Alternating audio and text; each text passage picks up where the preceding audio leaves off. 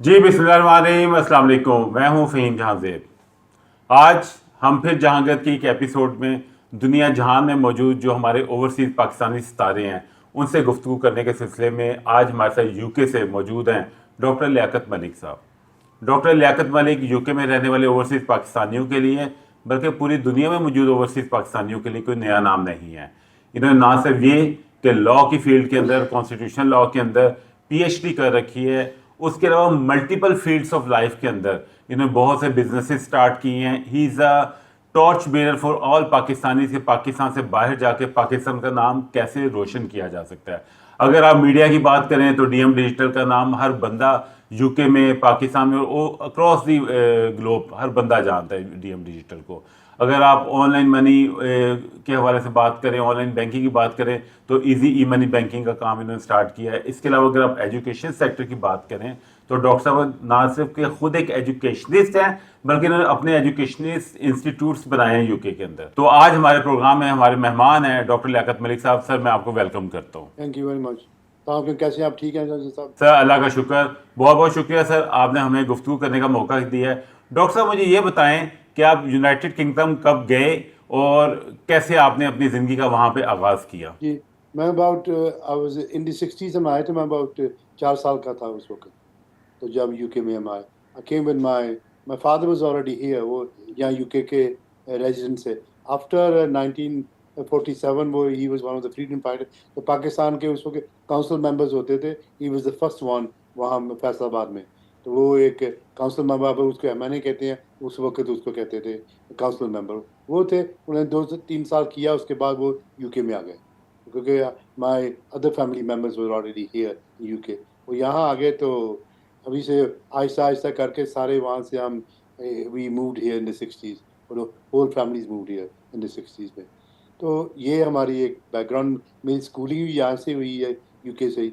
बचपन से यही आप कह लें कि जो यहाँ की होस्ट कम्युनिटी या गोरे जो कहते हैं आप, वो उनके साथ ही मेरा मिलना जुलना, बैठना उठना ये वगैरह।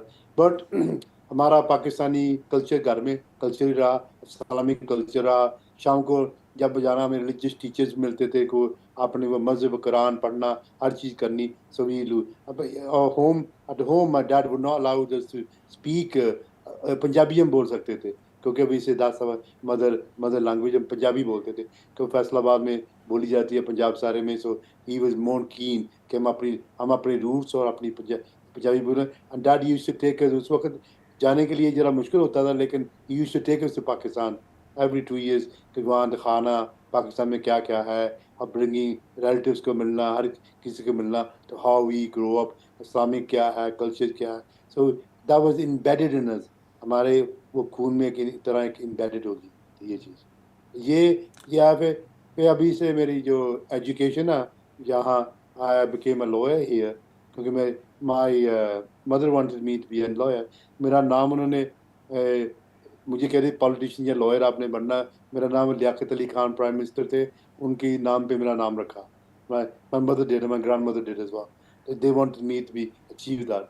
My father wanted me to be a doctor क्योंकि डॉक्टरों की यहाँ यूके में बड़ी डिमांड थी और पाकिस्तान के लिए भी डॉक्टरों की बड़ी क्यू में लोग लगते थे देखने के लिए। मेडिकल प्रोफेशन ने देखा कि अब उसमें जाए। तो मैंने अपने दोनों पेरेंट्स की खुश करी। आई बिकेम अ लॉयर। मैंने इधर से लॉ किया।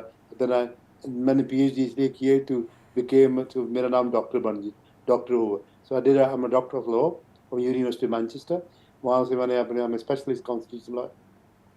तो मैंने वो पीएचडी अपने डैड के लिए स्टार्ट की थी, he wanted me to be called a doctor. तो डॉक्टर लिए इसलिए मैंने की सुबह। देन अभी से middle of my my program, जो doctorate program, he died unfortunately. तो वो अभी से, लेकिन I dedicated more my work जो भी थी, मैं जो पीएचडी की वर्क थी, to my my father. This is how I believe in. हमारे फैमिली में अबाउट 29 लॉयर्स हैं। मेरी eldest daughter is a barrister.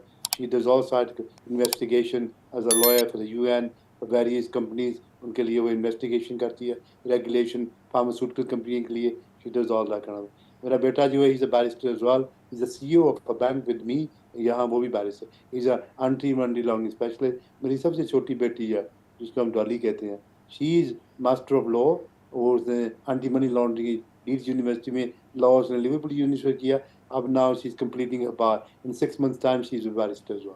तो ये मेरी अपनी ये मेरी छोटी सी फैमिली। बाकी मेरे मेरे भाई हैं तो वो भी एक लॉयर है, मेरे नेफ्यूज़ हैं वो भी लॉयर्स हैं, वो भी they all in the legal profession. तो हमारी फैमिली के मलिक फैमिली का ये legal business is a legal business, business is the legal business. तो हम बिलीव करते हैं कि लोगों की राइट्स क्या है, लोगों को क्या क्या कैसे वी कैन हेल्प पीपल, इंसाफ कैसे होना चाहिए ये। और मेरा बेटा जो है उसने जब अपनी एलएलबी करनी थी तो वो अभी से उस वक्त इमरान खान साहब ब्रैडफोर्ड यूनिवर्सिटी के वो चांसलर थे उस वक्त जब मैंने भी एंड देन ही उसको ऑक्सफोर्ड से ऑफर था, कैम्ब्रिज से ऑफर था, लंदन यूनिवर्सिटी। मैं Manchester university is also one the highest ranking university. तो वो कहते नहीं नहीं, मैंने वो पाकिस्तानी से डिग्री लेनी है इमरान खान से। वहाँ गए थी 3-4 साल वहाँ लगाए सो ही कैन अचीव वो डिग्री इमरान खान से, क्योंकि he was a popular not a politician but popular Pakistan का स्पोर्ट्समैन, पाकिस्तान का जो नॉन पर्सन था ही वांटेड फ्रॉम मी। ऐसी हमारी फैमिली की ये एक बैकग्राउंड है। बाद में पॉलिटिक्स क्या हुआ क्या नहीं उसकी बात नहीं मैं कर रहा, ये this is at that time कि ऐसे ऐसे हमारी फैमिली पाकिस्तानी जो लीडर से मेरी family, look my mother my son everybody, वो कैसे कैसे हमने कैसे कैसे अचीव किया।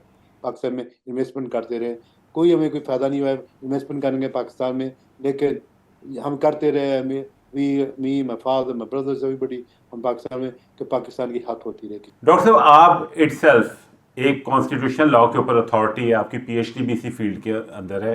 पाकिस्तान के अंदर अब आइन के अंदर एक 27वीं तरमीम होने जा रही है, इसके हवाले से आपके क्या कंसर्न्स हैं? देखिए ना, कंसर्न्स आप मैं तो अभी से एक पब्लिक लॉयर हूँ, तो मेरी कंसर्न तो ये होनी चाहिए कि लोगों के ये क्या कि वो एज अ कॉन्स्टिट्यूशन लॉयर क्या कि पार्लियामेंट इसको अमेंड कर सकती हैं, क्या कि ये जो अमेंडमेंट होगी इसे ओवरऑल जो हमारा कॉन्स्टिट्यूशन है उसके साथ कंपेटेबल है। तो आप बताएं आपकी कंसर्न क्या है इसमें, कि आप इसकी आप ये सवाल मुझे क्यों पूछ रहे हैं कि इसमें क्या है, मेरी क्या कंसर्न है, क्योंकि आप यू लिव इन पाकिस्तान, लोगों की क्या कंसर्न है। अभी चीफ जस्टिस की जो जज की अपॉइंटमेंट है, लोगों का क्या कंसर्न है और क्या क्या इश्यूज क्या है इसमें। मुझे ये सवाल आप करें ना, then I can answer it. मैंने बहुत से आर्टिकल लिखे इस चीज़ों पे कि मेरी वैसे जो थीसिस थी इसमें वो जुडिशल कंट्रोल पे थी। जुडिशल कंट्रोल ईच डिपार्टमेंट को, जो पब्लिक डिपार्टमेंट ऑफिस है उसको कोर्ट कैसे कंट्रोल कर सकते हैं और कैसे करना चाहिए, तो कैसे आप उसको रिव्यू करना चाहिए।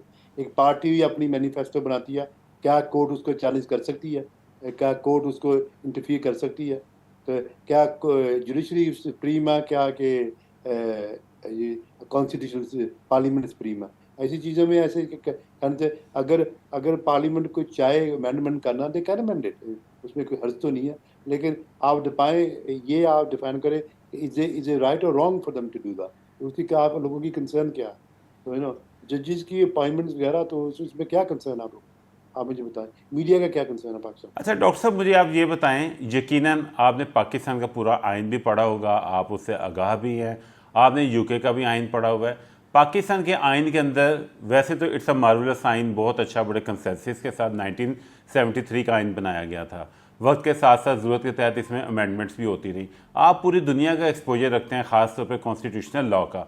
आपके ख्याल में 27वीं तरमीम के अंदर किस किस इशू को बड़ा क्लियरली एड्रेस करना चाहिए ताकि पाकिस्तान का वफाक मज़ीद मजबूत हो और मुल्क में इंसाफ का बोलबाला हो? अच्छा देखिए, ये जो आप कह रहे हैं ना 2020, देखिए आप डिपेंड, मैं कॉन्स्टिट्यूशन 1973 में पाकिस्तान में जब बनाया था, भुट्टो साहब ने बनाया था इस वक्त, तो it was a need in those days के वो constitution, he was a lawyer as well, तो ही वाज अ वेरी एक दुनिया का वर्ल्ड का आप कह लें कि he was one of the best leaders in the world and best lawyer in the world, one of the best lawyers in the world as well, and he had a vision to do. उसने वो जो constitution हमें हमारा जो इस वक्त, पहले कोई कॉन्स्टिट्यूशन कोडिफाइड नहीं था, इसको जो रिटन कॉन्स्टिट्यूशन होता है इसको कोडिफाइड कहते हैं, तो वो कोडिफाइड कर दिया। हम ब्रिटेन का या इसराइल का जैसे कोई रिटन कॉन्स्टिट्यूशन नहीं है, हमें एक्ट ऑफ पार्लियामेंट के थ्रू जाना चाहिए। As a time comes along we need to change act of parliament, वो ऐसे बनता है। लेकिन पाकिस्तान का एक कोडिफाइड है, जैसे अमेरिकन का है ऐसे वो कोडिफाइड है, इंडिया का, ऐसी कंट्री का, मोस्टली यूरोपियन कंट्रीज का भी कोडिफाइड है। तो ये पाकिस्तान का कोडिफाइड नहीं। तो आप देखिए अमेंडमेंट में जो 27th अमेंडमेंट, बड़ी बड़ी अमेंडमेंट की उन्होंने, 1 अमेंडमेंट 2 अमेंडमेंट 3 20। अभी ये इसमें कंट्रोवर्शियल था कि वो चीफ जस्टिस की जो जो अपॉइंटमेंट्स है, तो कोर्टों की क्या चीज़ है। ये मैं आपको कहना चाहता हूँ कि मेरे ख्याल में इससे कोई इशू नहीं बनना चाहिए, क्योंकि जजेस देखें यहाँ, अगर आप एक जज हैं यूके में, आप एक लोकल बार में प्रैक्टिस करते हैं, तो आप वो लोकल बार में प्रैक्टिस करते हैं, तो जब आप एक जज बैठते हैं, आपका एक डिफरेंट सिस्टम होता है, आपकी डिफरेंट जजमेंट होती है, then you look at things in a different way. हमारे दोस्त जो बैठते जजेस बैठते हैं हाई कोर्ट के वगैरह, जब हम जाते हैं, वो they have to decide on the merits of the case, what the law is, कैसे कैसे country. But there are some जजेस, उसको गेट कीपर कहते हैं हम यूके में, गेट कीपर के जो कॉन्स्टिट्यूशन को प्रोटेक्ट करते हैं और गवर्नमेंट को प्रोटेक्ट करते हैं। There are many in this country as well, कि डिपेंड आपकी अपॉइंटमेंट कब हुई आपकी। यहाँ जैसे आप पाकिस्तान में कहते हैं नहीं जी, वो हर चीज़ वो जज को ब्लेम करते हैं, हर चीज़ ब्लेम कर। मैं एक, एक, एक, एक, एक आपको एक एग्जांपल दूँ। जो इधर वाशिंगटन में, उधर वो कैपिटल हिल में, उन्होंने जाके वहाँ वो हंगामा किया ना, तो उन लोगों को 20-20 साल सजा हुई। ट्रम्प आया, उसने इंटरफीयर नहीं किया, उसकी पार्टी उसके लिए किया, लेकिन नोबडी टॉलरेट्स कि आपने एक डेमोक्रेसी को चैलेंज किया। 20-20 साल, 10-10 साल, 15-15 साल उनको जेल दी। किसी पॉलिटिशियन में उनको इंटरफीयर नहीं किया कि नहीं ठीक है। तो इन्होंने जो हंगामा किया, प्रॉपर्टी डैमेज जलाई, 2-3 लोग भी वहाँ मर गए, ये चीज़ें वगैरह, तो वायलेंस की, दे हैव टू गो। अभी आ जाए इंग्लैंड में, हमारा जो जो इट्स मदर ऑफ कॉमनवेल्थ जिसको कहते हैं, यूके का डेमोक्रेसी का, ये यूके जो एक मदर ऑफ कॉमनवेल्थ है डेमोक्रेसी पॉइंट ऑफ व्यू। तो इन्होंने लास्ट ईयर जो फार राइट है, इमिग्रेशन और ये सालम सीकरों को और इमिग्रेंट को बाहर निकालो। तो यहाँ 2 बच्चियों का वहाँ एक ने रेप किया था, उनकी होगी से डेथ वहाँ लिवरपूल में, साउथपोर्ट में। उन्होंने वहाँ जहाँ वो सालम सीख रहे थे, वहाँ जाके किया और उनको बाहर निकाल के प्रॉपर्टी डैमेज की। कोर्ट ने with in weeks and weeks, जितने लोग थे फार राइट वाले, दूसरी अपोजिशन से ना, तो उनको जेल में डाल दिया। ओके, एक किसी को 9 साल मैक्सिमम से सेंटेंस 9 साल हुई। ओके, 6 साल। अभी आप जो आप 9th में का पाकिस्तान का, ओके, हंगामे किए, प्रॉपर्टीज तोड़ी, वीडियोज देखे, ये किए। हर कोई जज को, जब उनकी सेंटेंस होती है, वो जज को ब्लेम करते हैं, ये मिल गए दूसरी पार्ट को। यहाँ तो कोई नहीं ऐसे कहता। यूके में कहा, यूएस में किसी ने कहा, यहाँ यूके में किसी ने कहा, फ्रांस में किसी ने कहा, डेनमार्क ने किसी ने कहा, राइट्स में किसी ने नहीं कहा कि पब्लिक ऐसी है कि ये खट दिमाग पब्लिक है, नहीं जी वो उनके साथ मिल गए। उनके साथ हर कुछ जो ब्लेम आता ना जुडिशरी पे आता बाद में। ओके, जज हैज हिज ओन ओपिनियन, वो वैसे तो नहीं बैठे, इंसाफ करने के लिए बैठे हैं। So stop doing this sort of things. मेरा एक ये व्यू है कि हर चीज़ का वो ऑपोजिशन करते हैं, नहीं जी उनमें मिल के, जो उनके साथ हक में जजमेंट होगी तो ठीक है, गलत हुई अगर नहीं, उन्होंने किसी सजा दे दी, कह रहा नहीं जी ये गलत किया। और पाकिस्तान की जो आप इवन आप कह लें कि ये एस्टेब्लिशमेंट है, दे आर सो लीनियंट, जिन्होंने ये किया यहाँ करके देखते। अभी देखें ये पैलेस्टाइन एक्शन वाले हैं, मैं आपको कॉन्स्टिट्यूशन की एक चीज़ जहाँ के फ्रेमवर्क बताता हूँ कैसी है। वो उन्होंने एक्सक्लूजन ऑर्डर किया, ये क्योंकि उन्होंने जाके ना वो जल से जुलूस निकाल रहे हैं, और प्लेन 2 को जाके उन्होंने स्प्रे कर दिया एयरफोर्स पे। देखिए स्प्रे किया, कोई स्प्रे में काफ़ी डैमेज, मिलियंस पाउंड की डैमेज हुई। उन्होंने उस पार्टी को बैन कर दिया, उसको जो है, क्योंकि एक्सक्लूजन ऑर्डर किया। वो एक आप कह लें गलत चीज़ है, लेकिन टू प्रोटेक्ट योर प्रॉपर्टी, कि जो इनके मेंबर्स हैं वो एक वायलेंस पे तुर पड़े, उनके साथ बेइंसाफी हो रही है वहाँ इसराइल में, उधर गाजा में, वो नो डाउट अबाउट इट, लेकिन वो जो प्लेन डैमेज किए हैं, वो वायलेंस किए हैं, उनको टेररिज्म में चार्ज कर दिया। ऐसे पाकिस्तान में इस फास्ट लीगल प्रोसेस होना चाहिए। डॉक्टर साहब, बीइंग ए लीगल अथॉरिटी, मैं आपसे पूछना चाहता हूँ कि पाकिस्तान के अंदर ना एक बड़ा ही अच्छा मार्वलस कानून बना हुआ है जो कि नबी पाक सल्लल्लाहु अलैहि वसल्लम की हुर्मत के हवाले से है, जिसे 295C कहा जाता है। आपको पता होगा ये मलका बरतानिया के दौर से ये कानून का आगाज़ किया गया था 295 का, जो कि इंडियन पीनल कोड के अंदर था। उसके बाद पाकिस्तान बनने के बाद भी 295 चलता रहा। उसके बाद लेटर ऑन पाकिस्तान के मुताबिक दुनिया में बड़ी एक अच्छा कानून बनाया गया, 295B और C ऐड किया गया तौहीन रसालत का। इस कानून के ऊपर ज़रा रोशनी डालें, क्या पाकिस्तान के अंदर ये कानून जो बनाया गया है इसका कभी मिसयूज़ हुआ है, या इसके हवाले से आपकी क्या राय है इस कानून की? देखिए, आप क्योंकि पाकिस्तान इस कानून के बारे में जो जनरल ज़िया ने ये नई अमेंडमेंट की थी वहाँ जब वो आए थे, तो अब इसलिए और उन्होंने एक बड़ा एक आप कह लें एक तरीका तो सही था उनका कि हमारे नबी के पास कोई ब्लास्फेमी नहीं होनी सल्लल्लाहु अलैहि चाहिए। वसल्लम। हाँ, बिल्कुल, एब्सोल्युटली। ये कोई ये सही ये जो उन्होंने क्या सी, लेकिन जो उनका जो उनका प्रोसेस था, जहाँ उनका आप कह रहे हैं एविडेंशियल टेस्ट था, वो सही नहीं था। वो जो लोग मिस यूज करते हैं ना इसको, उसकी बड़ी प्रॉब्लम है दुनिया में। यू नो, आप देखें, एक बात सुने, आप एक नॉन मुस्लिम है एग्जाम्पल, उसको तो नहीं पता ना क्या कहना क्या नहीं कहना। अगर उसको सिखाया गया, उसको कभी उसने इस्लाम की बुक्स नहीं पढ़ी, कभी उसने नबी पाक का सुना नहीं, या आप कह लें उन्होंने सुना नहीं, अगर वो he would know what to say what not to say बाहर की कंट्रीज में एग्जाम्पल, तो वो फिर आप उसको कहेंगे blasphemy. If you do it by knowledge, एक नॉलेज आपको है कि आप ये बात आपने नहीं करनी, this break the law, then वो होना चाहिए, वो एक लॉ।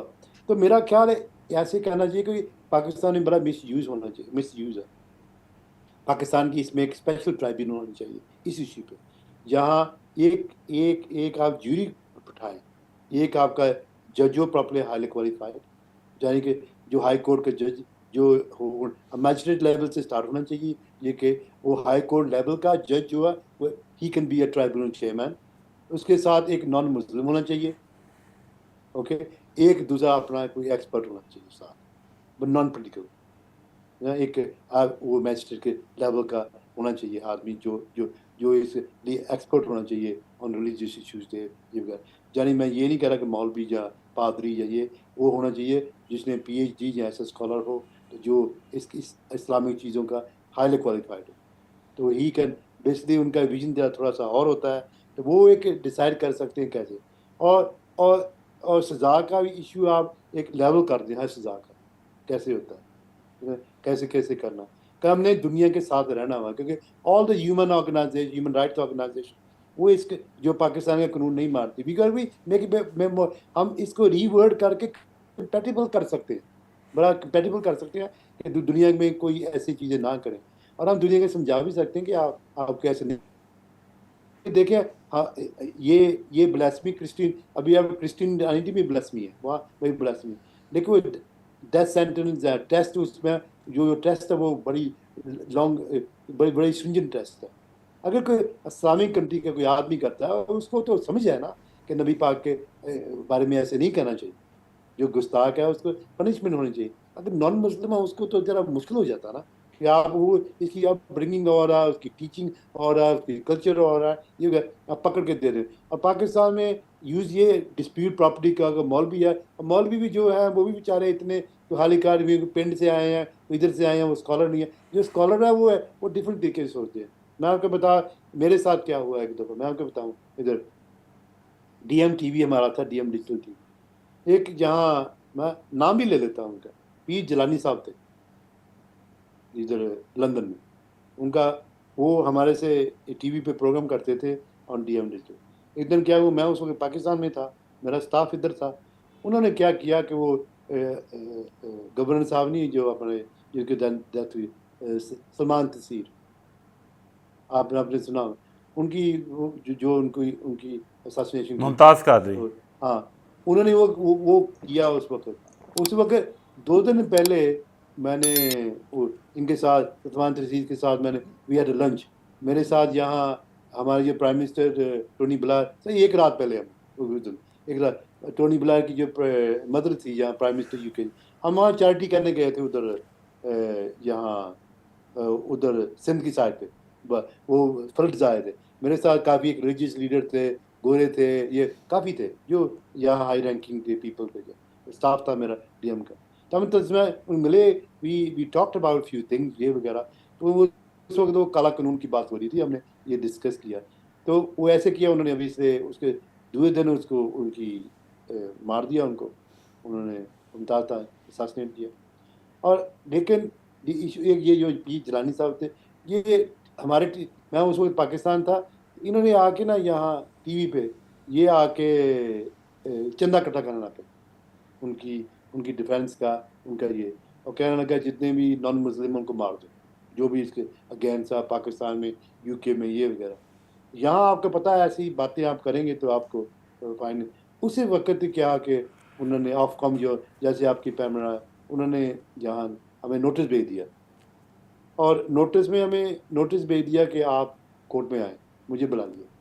और मेरे स्टाफ को चाहिए था कि वो उस वक्त जहाँ कोई प्रेजेंटर उसको कहता कि ऐसे नहीं कहना, ये भी चीज़ आई है, आप मार कटाई की बात नहीं कर सकते, जहाँ बंद कर देते। किसी ने कुछ नहीं किया, क्योंकि वो जो यहाँ के है थे, वो पाकिस्तान से पीटीआई के, सॉरी पीटीवी के वर्कर थे, जो यहाँ काम करते थे। मैं उधर से पाकिस्तान से लेके आया था, उस वक्त बहुत कम मिलते थे लोग जो।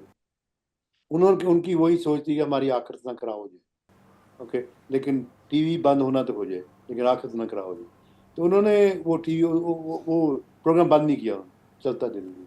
बाद में समन आ गया, हमें मुझे बुलाया वहाँ, कोर्ट में बुलाया गया वहाँ। आपके उनके 15-16 कमेटी मेंबर्स थे जो, जिन्होंने बैठा, उन्होंने कहा कि आप कहाँ थे। उन्होंने कहा देखिए आप नहीं इधर थे, आप लॉयर हैं, आप ये चीज़ें को समझते हैं, तो ये ब्रीच हुआ, सीरियस ब्रीच है। नॉर्मली हम टीवी बंद कर देते हैं, हाँ, लोगों, देखो आपको हम एक अपॉर्चुनिटी देते हैं कि आपको हमें। उन्होंने 1,30,000 फाइन कर, मैंने ये किया, मैंने कहा ये फाइन बहुत ज़्यादा है, तो गलती हुई है, वी आर सॉरी, लेकिन ये हमारा एक सेंटीमेंट है। और नबी पाक के वो कहता है वो उसकी बात नहीं है, बात सलमान जिसने मारा उसकी बात ये है कि आपने ये एक कहा कि एक मर्डर कर दो सबको, ये आपने एक अपने टेलीविजन पे जाकर लोगों को कहा, बात उसकी है। तो वो एक, फिर हमने हाई कोर्ट में अपील की, हाई कोर्ट जज भी मुझे जान जान पहचान दी। वो कहता रूल ये है कि आपका लाइसेंस क्यों नहीं रिवोक किया उन्होंने, आपका लाइसेंस रिवोक होना चाहिए था।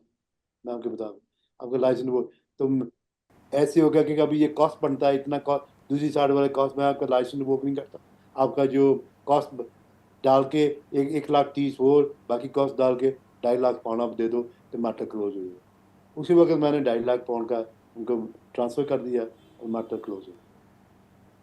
ऐसे तो लोग हैं, ये समझते नहीं है कि बाहर की दुनिया में हमें कैसे रहना। अब वो कहते थे पुलिस वाले इनको चार्ज करें, मैंने कहा देखिए आप रिलीजियस ये इंसाइटमेंट होगी हमारे लिए, मैंने वो उस पर, अब वो पंजाबी ने कहते मिट्टी डालो पानी, वो डाल दी मैं कह के अथॉरिटीज़ को, ये वगैरह कि ये इसको बंद करो, ऐसे आगे बस हो गया जो होना था, फाइन मैंने पे कर दिया, इसको बंद करो। उनको मर्डर चार्ज जिन्होंने पीर साहब ने किया, तो उनके लिए ये मर्डर चार्ज हुई, इंसाइटमेंट टू कॉज रेशियल हेटरी, ऐसे, या इंसाइटमेंट टू मर्डर, ये रहेंगे, आप ना करें ऐसी चीज़ें। ये समझते नहीं हैं, ये हमारे जो रिलीजियस लोग हैं, लीडर हैं। तो ये एक अमेंडमेंट हमें करनी थोड़ी बहुत इसमें करनी चाहिए, लेकिन वो एक कंसल्टेशन के साथ उठा के, जो स्कॉलर्स हैं, बड़े बड़े स्कॉलर्स हैं, जो इनके हाईली एजुकेटेड हैं, जुडिशरी है, जो प्रोसिक्यूटर्स हैं, जो बार काउंसिल मेंबर हैं, जो सारे हाई पोस्ट में बाहर से जो लोग रहते हैं, उनका क्या व्यू है, एक पूरी कमेटी बना के कंसल्टेशन करके इसको अमेंडमेंट करें। डॉक्टर साहब मेरे ख्याल में इस कानून के अंदर 295 उसका बी उसका सी सेक्शन कानून बहुत अच्छा है। असल प्रॉब्लम आती है इसकी इम्प्लीमेंटेशन के अंदर, जो इसकी इन्वेस्टिगेशन होती है। मेरे ख्याल से कानून में तो किसी किस्म की हमें चेंज करने की ज़रूरत नहीं है, इट्स अ परफेक्ट कानून। हाँ, इसकी इन्वेस्टिगेशन और इसके तरीक़ाकार को ज़रूर डिफ़ाइन करना चाहिए हमें, ताकि कि अच्छे तरीके से, क्योंकि हमें कुरान भी कहता है, हमारा मज़हब भी कहता है कि कभी भी किसी बेगुनाह को, और दुनिया का कानून भी कहता है कि nobody should be punished unheard. तो इस चीज़ को क्लियर करना चाहिए हमें। बात इतनी है कि कानून में ही अमेंडमेंट होती है। देखिए अभी हमारी जो ये चाइल्ड ऑफेंसेस है पाकिस्तान में, वो उसका जो FIR 20 साल की सज़ा काटती है, 3 दिन में वो उसकी 3 दिन से उनकी FIR काटनी चाहिए और इन्वेस्टिगेशन होनी चाहिए। ये भी ऐसे ही है, इसमें थोड़ी सी काफ़ी अमेंडमेंट होनी चाहिए। एक कोर्ट हो जो इन्वेस्टिगेट करे, मैजिस्ट्रेट कोर्ट, मैंने आपके कहा ये सिस्टम प्रॉपर सिस्टम में लेके आए। कानून की चीज़ें और है, लेकिन उसका प्रोसेस एक अमेंडमेंट होना चाहिए, और उसके एजुकेशनल टेस्ट होना चाहिए, ऐसे ये मैं आपको करा। I know everybody trying to move away from कि जी हम डर के हम कहते हैं मौलवियों से नहीं ये कि अमेंडमेंट नहीं होना चाहिए। अमेंडमेंट वो नहीं कि कानून गलत है, अमेंडमेंट ये है कि उसका प्रोसेस जरा थोड़ा सा क्लीन होना चाहिए, उसका प्रोसेस तरीके से होना चाहिए कि everybody have a fair trial. ये हमारे कुरान में भी है, किसी बेइंसाफ को कोई किसी को इंसाफ होना नहीं चाहिए, किसी के साथ बेइंसाफी नहीं होनी चाहिए। और ट्रायल भी कोई भी जो मर्जी हो, जो जितनी भी गलतियां वो क्विट हो जाए, लेकिन जो बेइंसाफा जो जिसके साथ बेइंसाफी है, एक आदमी के साथ बेइंसाफी नहीं होनी चाहिए, किसी का बेइंसाफी नहीं चाहिए। तो कानून को we have to reform it. ये मतलब नहीं कि जनरल ज़ियार साहब लेके आए को ही लॉयर ने सही बनाया कानून, उसका थोड़ी सी अमेंडमेंट करे। यानी अमेंडमेंट ये नहीं कि कानून गलत था, मैंने देखे टीका कहने का, उसका उसको स्ट्रीमलाइन करें थोड़ा सा कोर्टों के सिस्टम से। ये 3 लोग अपने हाथ में लॉ ना ले। पाकिस्तान में तो कोई भी वो एक लड़की ने पहना था क्या वो अरबी का, तो उसको ये नहीं समझ आती कि क्या। कई बार के लोगों को ऐसे है, मैंने देखी एक आदमी अरबी बोलता है पिंडों में जाके कहीं पाकिस्तान में, वो नमाज नहीं लेते हैं, वो कहते हैं कि भाई क्या क्या रिलीजियस क्या कह रहा। वो बातें ऐसी समझ की बातें, थोड़ा सा एजुकेशन की बातें, lack of education, lack of understanding, lack of चीज़ें यहाँ भी हम करते हैं। अभी देखिए इसी वजह से, ऐसे लॉज की वजह से जो है वो यहाँ अभी पाकिस्तानियों को बड़ी प्रॉब्लम, मुसलमानों को बड़ी प्रॉब्लम हो रही है। वो कहते हैं आपके लॉ गलत है, आपका बिहेवियर गलत है, आपका ये गलत है। इंग्लैंड में, यूरोप में सारे रोज जुलूस निकल रहे हैं इसी बारे में। तो जो इस्लामी लोग हैं वो सारे गलत हैं, वो डिस्क्रिमिनेशन करते हैं। इनफैक्ट हमारा अगर सही तरीके से लोगों को बताया जाए, वुमेंस राइट हमारे मोड़ है, ये तो बाद में लेके आए, 60s में लेके आए। हमारा इनका डिवोर्स राइट क्या है, हम तो पहले से ही ये तलाक दे सकते, लेडीज खुद कर सकती है, पहले से अपनी मर्जी से शादी कर सकती है। इनके कानून में, गौर में, कॉमन लॉ में था, ये अपने आप में बड़ा बहुत समझते हैं कि ये था woman with chapter like a property. हमारे कानून में सिर्फ जब नबी पाक आए थे, जब शुरू से वो एक बंद कर दिया था चीज़ें। तो हमारा कानून है वेरी प्रॉपरली डिफाइंड, लेकिन समझाने की बात है, ये अनएजुकेटेड लोगों को समझाना नहीं आता।